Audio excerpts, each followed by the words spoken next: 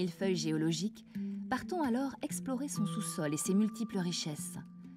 C'est à Fleury-la-Rivière, au cœur des 250 mètres de sa galerie souterraine, que nous attend Patrice Legrand.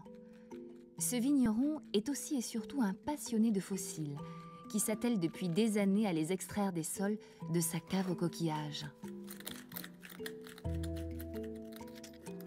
Donc, du coup, ça, je le garde, là. Ah oui, ça c'est pas mal ça. En plus de ça, il n'est pas trop bas, il va être en même temps que l'autre, ça c'est pas mal. C'était à quelle époque qu'on trouvait ça? C'est l'époque du Lutétien, donc dans l'échelle, on est à moins 45 millions d'années. Donc là, tu es entre la disparition des dinosaures. Les dinosaures ont disparu il y a 65 millions d'années. L'homme est apparu il y a 2-3 millions d'années. Et là, tu es entre les deux. Donc du coup, c'est pas de l'archéologie? Ah non, là, on est dans de la paléontologie. La recherche de fossiles, c'est la paléontologie. Alors celui-là, je l'ai sorti totalement de sa gangue. Et ça, c'est pour le voir sur toute sa facette. Comme il est pas mal au niveau de son ouverture et tout ça. Celui-là, je vais le préparer.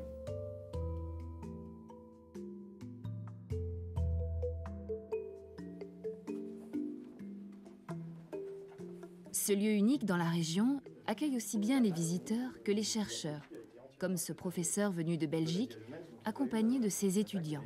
Donc ça, c'est absolument exceptionnel pour retrouver les signaux. Patrice, on est en train d'admirer cet horizon, il est vraiment magnifique et on se demandait comment tu as eu l'idée de venir creuser cette cave. Par ma passion de la recherche de fossiles, je venais souvent dans le secteur ici faire mes recherches. Et avec mes collègues, on voyait la richesse de cette couche.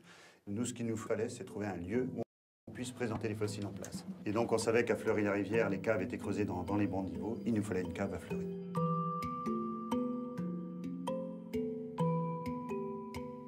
La géologie, elle a une grande importance sur la qualité des vins, sur le goût que l'on peut retrouver dans les vins.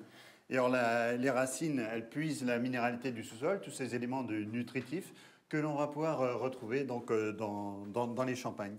Et alors là, quand on concasse de la roche, que l'on met dans l'eau, on remue, et on va libérer ces éléments minéraux. Hein.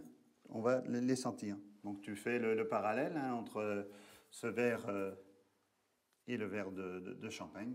Ah oui, on ressemble à cette minéralité. Hein. C'est vraiment ce qui fait toute la typicité du champagne.